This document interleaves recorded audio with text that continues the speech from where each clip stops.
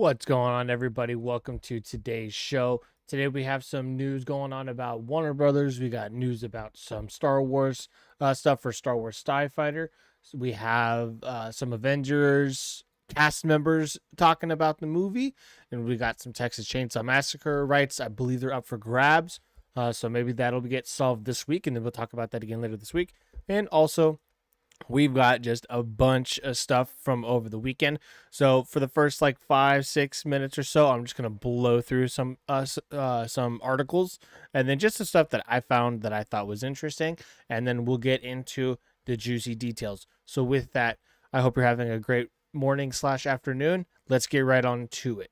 So first up, Smallville star confirms he's playing in a DC movie, or in Superman. He's playing a DC character in Superman, but who is he playing? So this is Michael Rosenbaum, the guy that played Lex Luthor in Smallville, and he will be back. He was like the guy, that crystallized guy, I don't know his name, but from Guardians of the Galaxy 2 and 3, and he's good friends with James Gunn. So let's see. But who's he playing? So let's see if he says it. James Gunn asked me to do something fun, so I have a couple of lines that I voiced, so it's just voice acting. He went on to praise both the film and Gunn, who was made co-chairman and co-CEO of DC Studios in November 2022. He's one of my best friends. He's very loyal. I think it's exciting. I think he's got a great vision, and he's putting his heart and soul into it and expressing that because he knows how important the character is. Okay. So based off of what I see here, just doing voice lines, he says, I think he also talks about wanting to actually be a character that returns for movies. But if he's just going to be doing voice lines, I think he's going to be one of the robots for either Superman or Lex. I think Lex is going to have his own like Lex bots or something like that. And I think he will be a voice for one of those.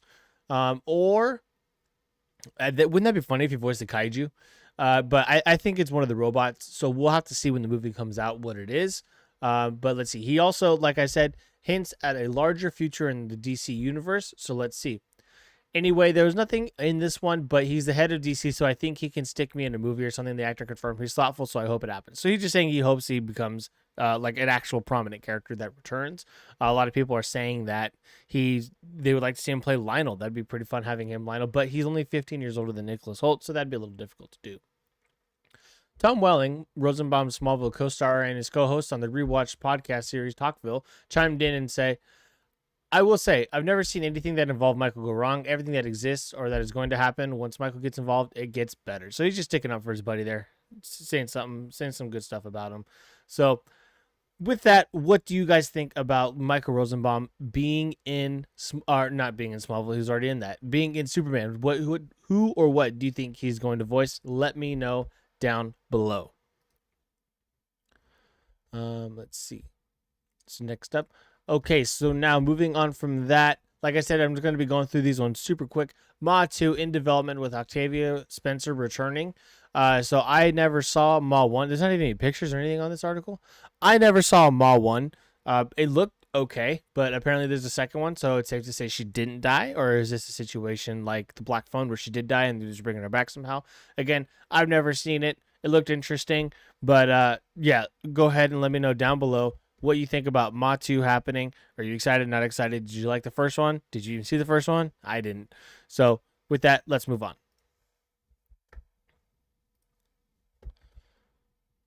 Moving on, The Twilight Zone is a show from, a long time ago. Was it the 70s or 80s or something?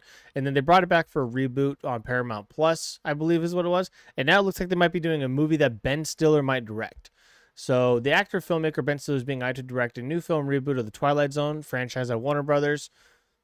Stiller is reportedly a fan of the anthology show and previously cited it as influence for Apple TV series Plus, or Apple Plus TV series Severance. And then let's see if he actually even has anything to say. Stiller is very booked in the near future, though, with the fourth Fockers. The 1970s crime drama feature Bagman. I don't know what that is. That sounds good, though. And a third season of Severance. So with that, no talk from him. Nothing like that. Just apparently Warner Brothers is being eyed to do it. I think Warner Brothers is partners with for Severance. I'm not 100% on that, but I think he has worked with them quite a bit or a little bit in the past. So with that, let me know down below, what do you think about Ben Stiller directing a Twilight Zone movie?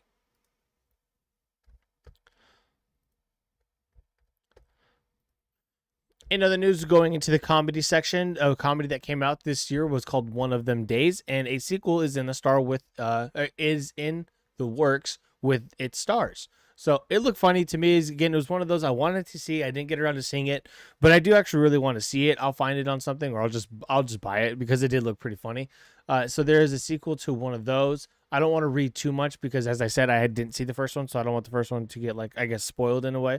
I assume they get the money that they need, but that's probably it. And then let's see. So nothing from the actors themselves. It's just saying that it made 50 million at the box office. They probably made it for like 10, maybe 20, so it somewhat made money. But with that, a sequel would do better because it made that much money. So everybody that went and saw it will actually go see it, and people like me that didn't see it and are seeing it secondary, like in streaming or on DVD, will probably go see it in theaters.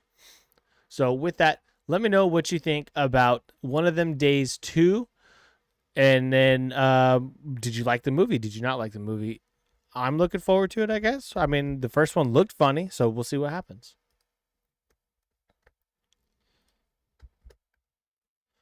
Okay, now next up, we have Mikey Madison, who just won an Oscar for Anora. She's in talks to star in A24's Out There reimagining of Edgar Allan Poe's Mask of the Red Death.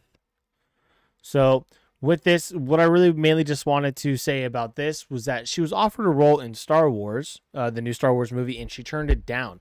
Is this a movie that she turned it down for? Did she want to do Star Wars and she already had contractual obligations to do this? Or did she see the Star Wars fandom and say, I'm not doing that?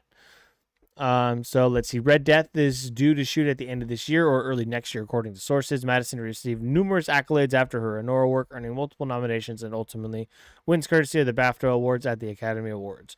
So with that, let me know. Have you seen, I don't even think there is a Mask of the Red Death. There might be a movie. But before Mikey Madison joined, it was supposed to be Sydney Sweeney, and Mikey Madison will be replacing her. Let me know what you think. Have you read it, watched it? Let me check myself. Is there even a movie of Mask of the Red Death? So it's just a short story. There's a movie from 1964. Yeesh. So there is a movie. I don't know if it's based off of that play, but okay. So either way, it's going to be based off Edgar Allan Poe's story, starring Mikey Madison. What do you think about that? Let me know down below. Next up, Sam's potential Tron Ares return addressed by Garrett Hedlund. So a lot of people do not like Tron Legacy that much. I love it. I think the music is great. I think the visuals are great. I like the fathers and story. But apparently not enough people liked it for them to come back. So it's been 15 years and they're finally now doing another one. But let's see what Garrett Hedlund has to say. Garrett Hedlund comments on whether audiences will see Sam Flynn and Tron Ares after the events of Tron Legacy. The upcoming third installment of the Tron franchise stars Jared Leto as Ares, a sophisticated AI program that travels from the digital world to the real world. The Tron Ares cast is confirmed. Okay, so that's just the cast. Let's see what he says in this interview. Let's just let that ambiguity rest right up there in the ether. I'm very excited to see what they've done with Ares. They've worked so tremendously hard to get this one made. They've dealt with the obstacles of COVID, the strike, and still got to the other side. I'm excited. And it spreads love and reach for the grid. It's astounding how much time has gone on since Legacy, but I'm excited that audiences get another injection of Tron and the programs and the disc and the grid and a little spice of Bridges. So with that, I don't think he is. I think he's just saying like, hey, I'm not going to tell you yes or no because it's no, but I think it would be very exciting that he's in a post-credit scene, maybe with Olivia Wilde still, maybe not. I'm not too sure, but again, I like Tron Legacy a lot. I do hope that he comes back at some point in the Tron future, so we'll see what happens with that. Let me know down below, what do you think? Do you want to see him return? Did you like Tron Legacy? Are you excited for Tron Ares? I am. I can't wait. I think the movie looks sick. Let me know down below. And then I believe there's going to be one more, maybe two, that I'll just kind of blow through real quick. And let's see. The first one, going back to Ben Stiller. Ben Stiller, Robert De Niro say Meet the Parents 4 feels like a mirror to the first film. So it's so crazy. I've been talking about Meet the Parents 4 for like so long, and I wasn't on YouTube, so obviously nobody saw it. But I told my parents all the time, I was like, oh, they could do this, this, and that. And then just a couple weeks ago, they're like, oh yeah, it's like 7 month of its pregnancy or whatever. And then boom, boom, boom, just news out of nowhere for Meet the Parents 4. So let's just see what the quote is. What spurred the idea is that I'm at the age Bob was when we did the first movie. Stiller said on the panel after screening, or after the screening, felt like a mirror to the first film where one of my kids was thinking about introducing his person to the family. The script is really fun, De Niro added. I'm looking forward to it. The acting legend who recently appeared in Alto Night said that he's been pushing for a fourth film for years. When we filmed the last one, I was sitting with Ben and John Hamburg, the screenwriter. I said, let's start writing the next one now. And they're just humoring me. Now we are finally doing the next one, he said. So with that, again, real quick, do you like that it might be a mirror to the first film? I do. I think they should also do an American Pie 5 where it's a mirror to the first movie. Jim's son is now at Jim's age from the first American Pie. So he's probably the same age as Eugene Levy was in the first movie. So I think those kind of mirrors of films are fun as long as they're not copies. That's the important thing. So mirrors are fun, but not copies. And I would like to see that for American Pie 5. And I would also like to see that for Meet the Parents 4. I think it fits. So I'm excited for it. Let me know what you think down below.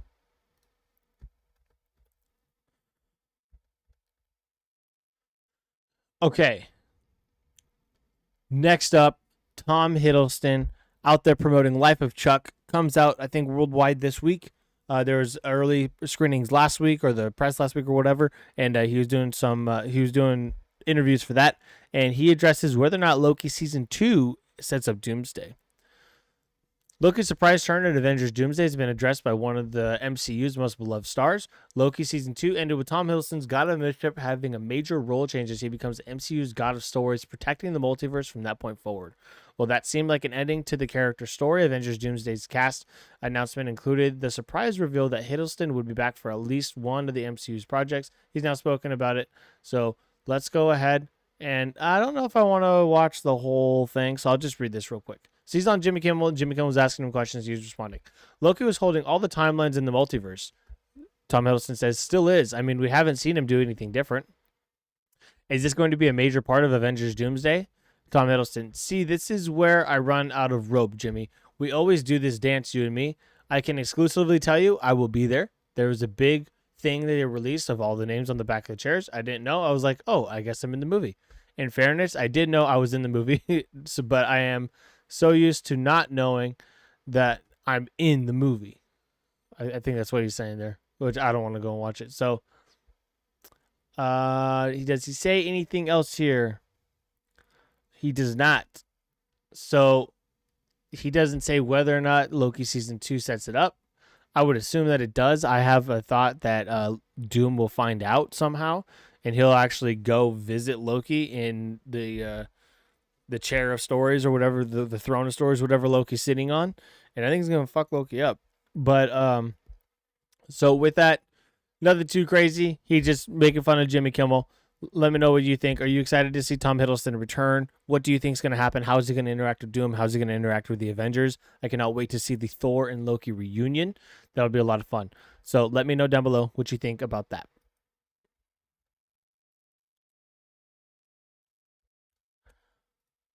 Okay, so starting off, this came out on Thursday or Friday, I think.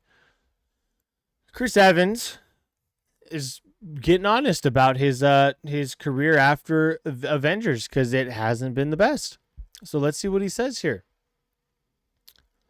In an interview with Lad Bible, Chris Evans got honest about his post-Endgame movies with co-stars Dakota Johnson and Pedro Pascal while promoting their upcoming rom-com movies Materialist. Oh, excuse me. That's how I feel about that Materialist movie. Big yawn.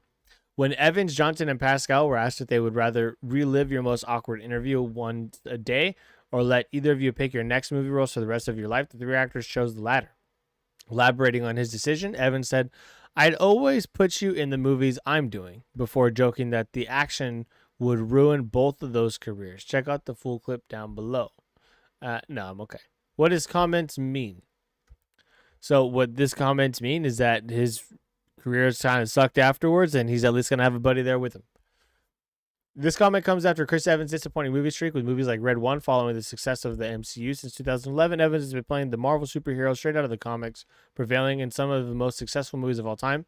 Evans' final appearance of Captain America was in 2019 Adventure Endgame, which saw Steve Rogers hand the shield over to Sam Wilson. The movie earned 2.79. Wow, I thought it made less than that. That's crazy. 2.799 billion at the box office, so 2.8. However, since his departure from the famous role of the superhero franchise, Chris Evans' movies have failed to line up to his legacy. Evans has seen some commercial success with smaller appearances in movies like Knives Out and Deadpool and Wolverine.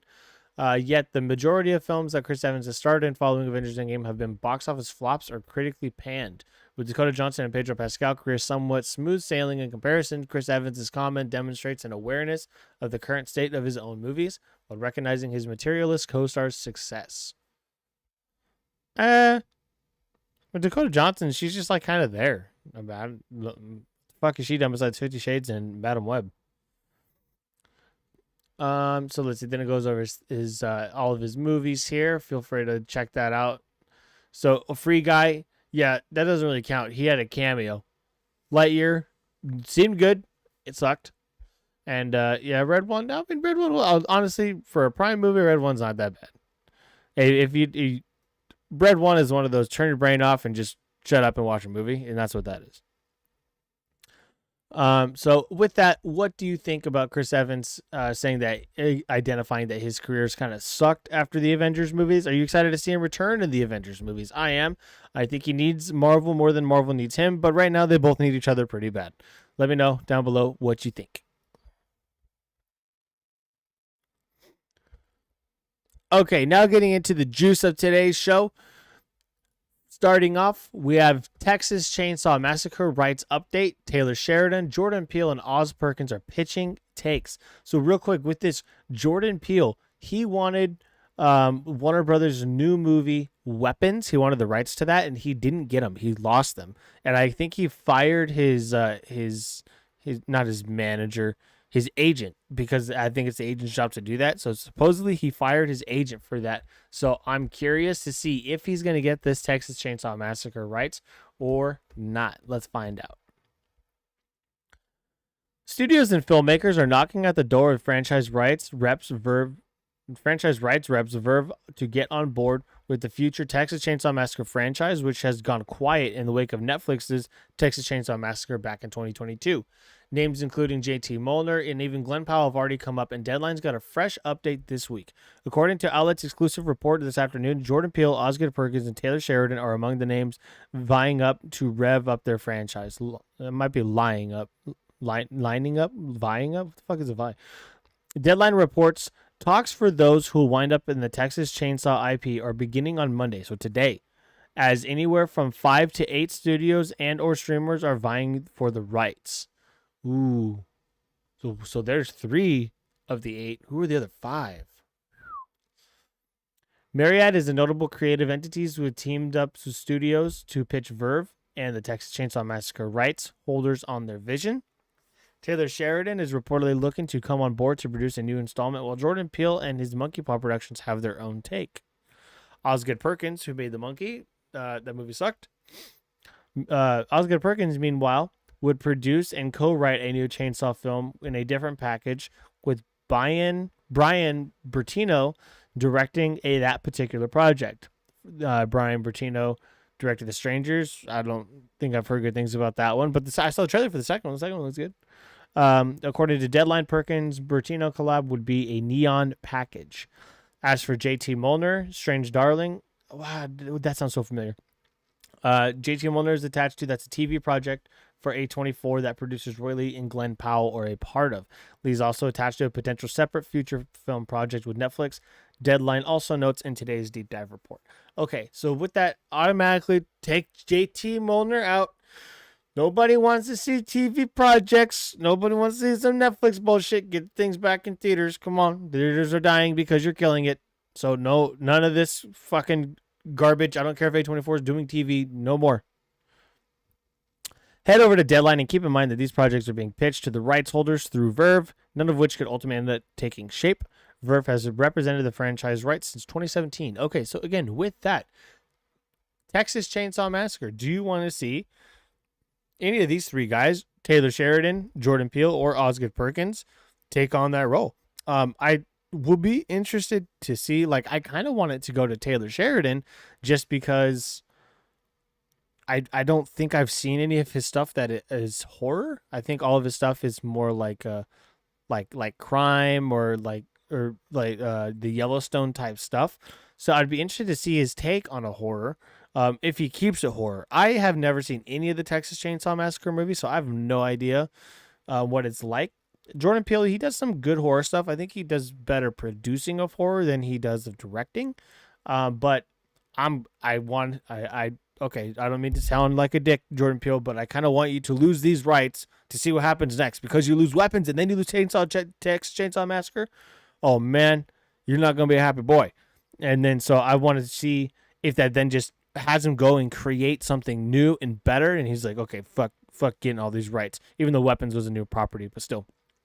And then, or if he's just gonna just keep going after things. So with that, I would like to see Taylor Sheridan get it. The only show I've ever seen of his that he like created or produced or whatever is Mayor of Kingstown and Tulsa King season 1. I haven't seen any of the Yellowstones. I haven't seen Mobland or Landman or whatever the hell he's got going on over there too.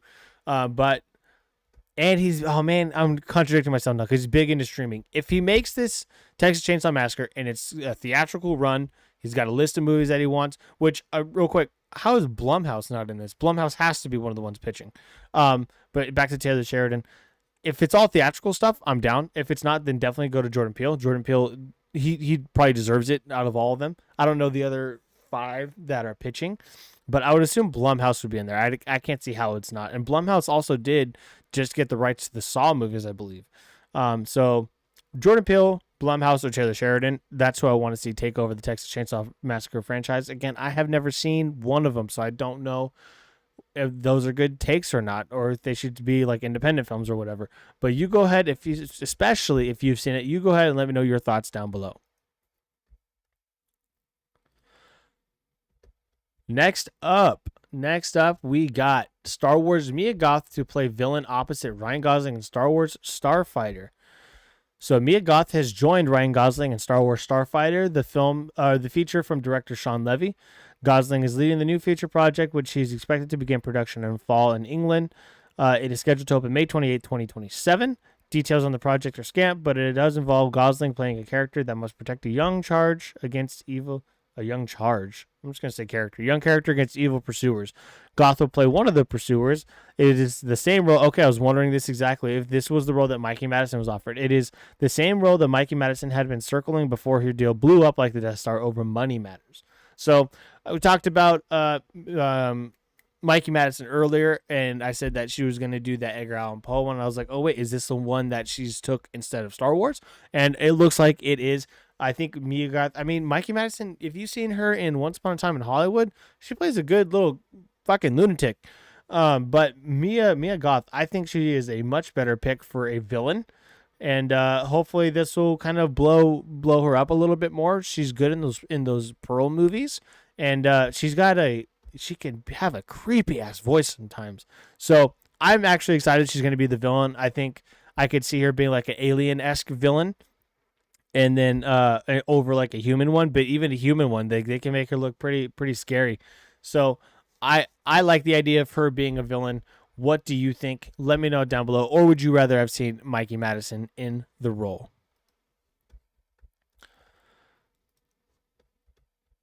Going back to some Avengers stuff, Karen Gillan addresses whether she will return to the MCU as Nebula follows the Guardians of the Galaxy trilogy. Let's see what she says. As a result, it's hard to imagine where the new story could take her, especially because she was not shown with Rocket Raccoon's new Guardians at the end of the trilogy. Additionally, Gillian is not on the cast list for Avengers Doomsday. Recently, the actress revealed whether or not she would be in for another MCU adventure, stating, "It's so much fun working in the Marvel world. In terms of the future, can't say anything. You know how it goes, but maybe. Never say never." Okay, so she's in it somewhat. That's what they all say whenever they're in it. But I think she still keeps talking, so let's continue on. I think Nebula has a really interesting backstory, so that would be really cool to learn more about. So it sounds like she would like more of a prequel than a continuation of her story. These comments, however, were made over 2 years ago. No further what? Why are they reporting on this now? No further live action projects, including Nebula, have been announced. Maybe that was talking about the backstory comments. Even if she does not appear, she and the other Guardians of the Galaxy characters may show up in Avengers Secret Wars. I think everybody's going to be in Secret Wars. I think even Batista's Drax is going to come back in Secret Wars. So with that, I don't really want to read Screen Rant's take. I don't really care. No offense to Screen Rant, but she says that, hey, maybe never say never. This maybe never say never tells me she's in it. Would you like to see Nebula in the MCU again? Do you think she's going to be in Secret Wars? Do you think she's going to be in Doomsday? Do you want to have her join the new Guardians team maybe for like a Guardians 4 or whatever they do when that gets going? You let me know down below. Let me move this over real quick. And I'm going to be sticking on the Avengers theme for this last one. Danny Ramirez explains how the Russo's approach to Avengers Doomsday is different from his previous MCU project. Danny Ramirez is the man that plays the new Falcon in the MCU. Marvel Cinematic Universe actor Danny Ramirez opens up about working with the Russo brothers for Avengers Doomsday. One of the biggest announcements to come out of 2024 from Marvel Studios was the reveal that Anthony and Joe Russo are coming back to the MCU to helm both Avengers Doomsday and Avengers Secret Wars. While promoting Captain America Brave New World's home release, during an exclusive interview with Screen Rant, Danny Ramirez, who is set to reprise the role of Joaquin Torres, aka the MCU's new Falcon, that's what I just said, had this to say. Excuse me. Had this to say, dude, it's it's actually so interesting that I was thinking about.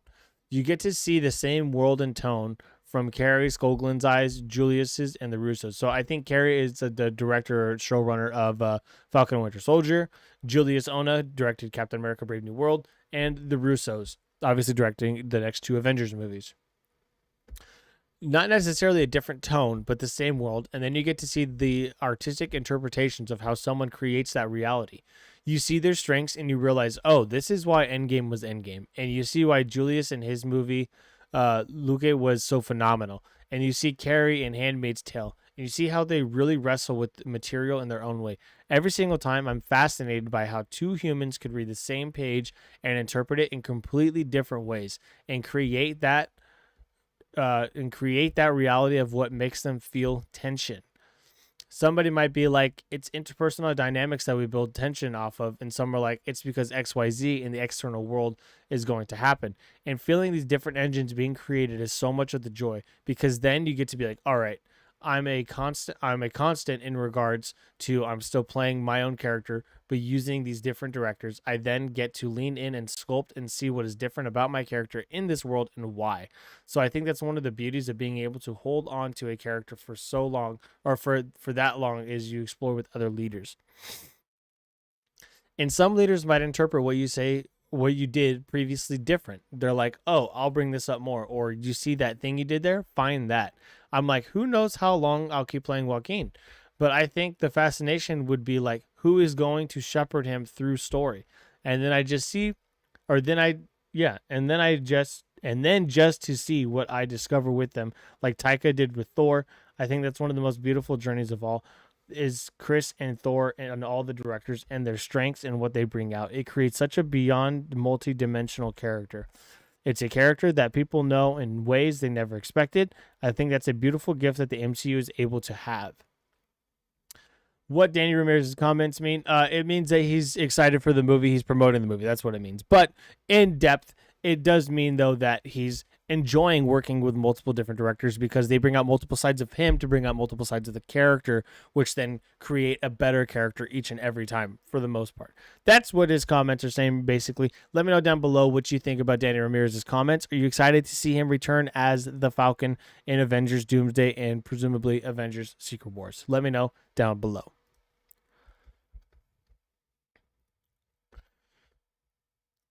Heading into our last article today, Orlando Bloom shares his hopes for Pirates of the Caribbean's future after Johnny Depp returned rumors.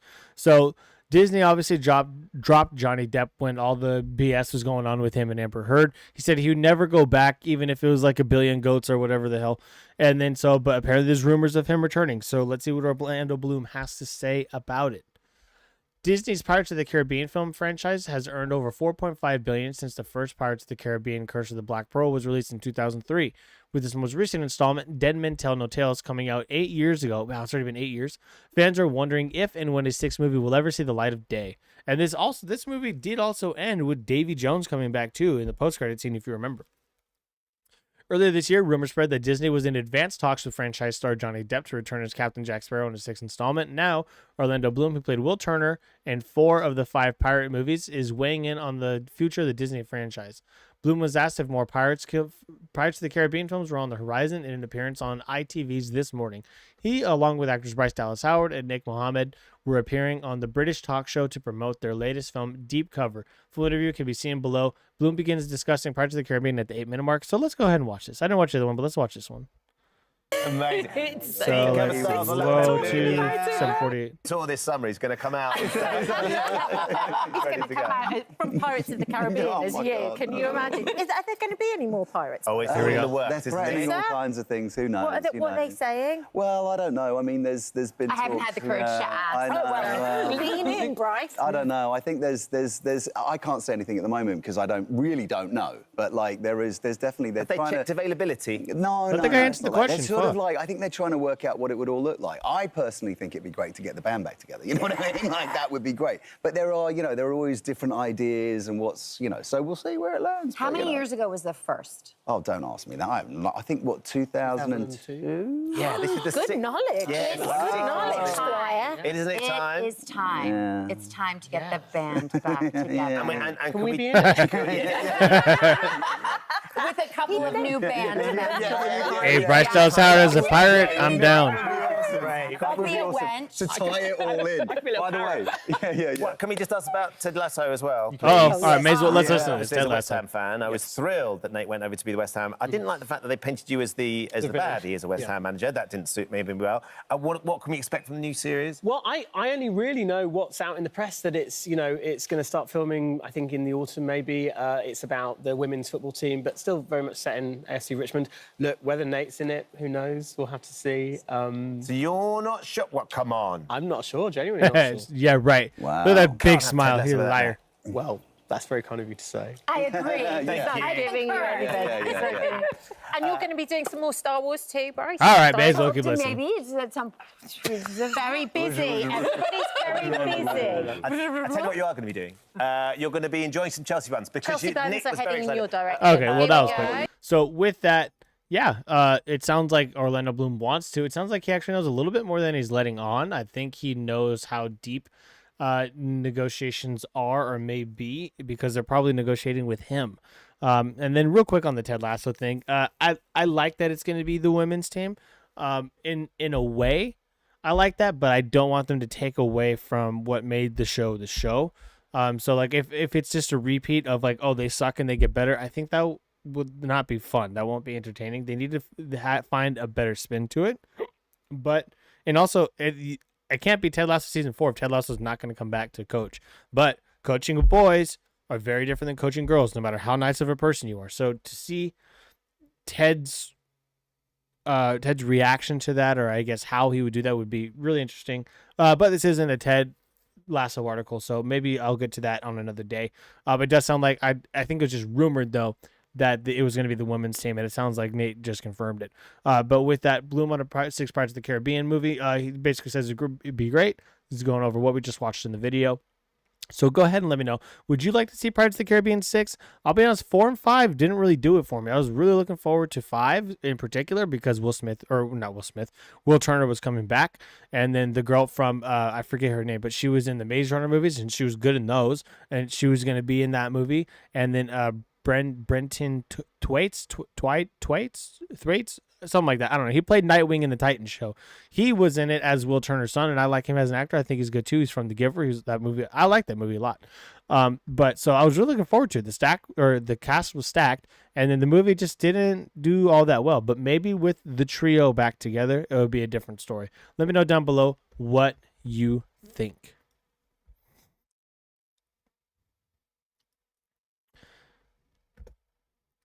And for our final topic today, Warner Brothers Discovery splitting into two companies in a seismic shakeup. So a couple weeks ago, they were talking about that, how it was going to maybe split up and then have like some of it, one half be the streaming side, one half be the theatrical side, and blah, blah, blah. Now, it seems like there's been some updates on that. So let's go ahead. Let's go ahead and check that out. Warner Brothers Discovery is officially splitting into two companies. Warner Brothers has been behind some of the biggest films of the last few years, including Barbie and Dune Part 2. The company also owns HBO and Max, soon to be HBO Max again, the prestige cable network and leading streaming service behind its hit series House of the Dragons and The White Lotus. This year, the studio had already released several major theatrical hits, including Minecraft Sinners and more to come. With the split comes new breakdowns of creative control. The current president and CEO of Warner Brothers Discovery, which again, when Discovery bought Warner Brothers, they missed a huge opportunity to call the company Discover Warner Brothers, and then you could just have DWD be the streaming service or whatever, and you discover all the Warner Brothers catalog, whatever. I don't know, but I think that was a huge miss. David Zaslav will become president and CEO of streaming and studios. Zaslav noted that the company has had a treasured legacy and they will proudly continue into this next chapter. The new president and CEO of Global Networks will be Gunnar Weinfelds, who currently serves as the CFO for Warner Brothers Discovery. Both will stay in their current roles until the split is finalized next year. Quotes from Wyndon Fells, Zaslav and Warner Brothers Discovery Board of Directors Chair Samuel A. DiPiazza Jr. can be found below. So let's see what they got to say. What is the juice? David Zaslav. The cultural significance of this great company and the impactful stories it has brought to life for more than a century have touched countless people all over the world. It's a treasured legacy, and we will proudly continue into this next chapter of our celebrated history. By operating as two distinct and optimized companies in the future, we are empowering these iconic brands with sharper focus and strategic flexibility they need to compete most effectively in today's evolving media landscape. Gunnar Weidenfels. This separation will invigorate each company by enabling them to leverage their strengths and specific financial profiles. This will also allow each company to pursue important investment opportunities and drive shareholder value. At Global Networks, we will focus on further identifying innovative ways to work with distribution partners to create value for both linear and streaming viewers globally while maximizing our network access and driving free cash flow. DiPiazza. We committed to shareholders to identify the best strategy to release the full value of our exciting portfolio assets, and the board believes this transaction is a great outcome from Warner Brothers Discovery shareholders. This announcement reflects the board's ongoing efforts to evaluate and pursue opportunities that enhance the shareholder value. So none of this to me sounds like it's a split in the company or like a civil war in the company or a divide in the company. It sounds like they're saying, hey, we have the streaming side or TV side, and we got the movie side. Let's make each of those their own thing and just hammer 100% into each of them with their own CEOs on each side. So I think it's a good idea.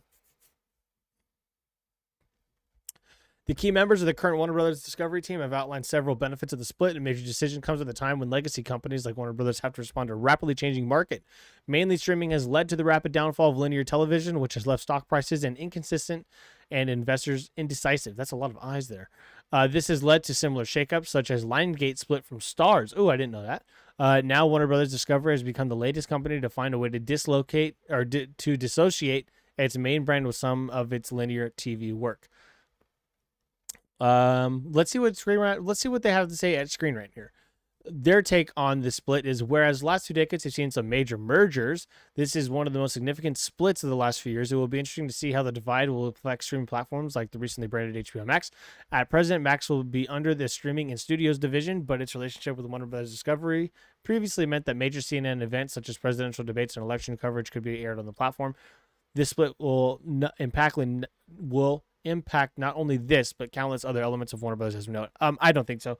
I think they'll make deals. I think all these deals will be hammered out beforehand. They got the craziest lawyers. So I think this is a split for the better in a way. I think eventually, once it all comes back around, everything comes full circle. I think they'll eventually all go back into one.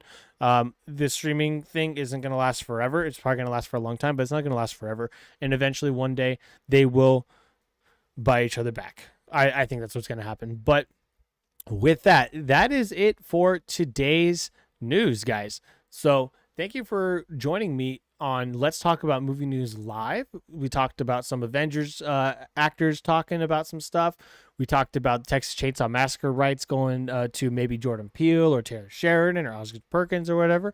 We talked about Mia Goth joining in Star Wars as the villain. I think she'll be a great villain. I think she could add a lot to the cast and the dynamic of the movie, and hopefully that makes it a little bit more of like a horror-ish element to the Star Wars movie. And we talked about the Warner Brothers split up. I don't think this is a split up like a bad breakup. I think this is a split up like a healthy breakup where you guys are still friends and you guys still have some benefits here and there. So with that, you go ahead and let me know down below about everything in today's news show, and I will be back tomorrow with some more. So thanks again for watching. I hope you have a great rest of your day and have a great start to your week. Peace.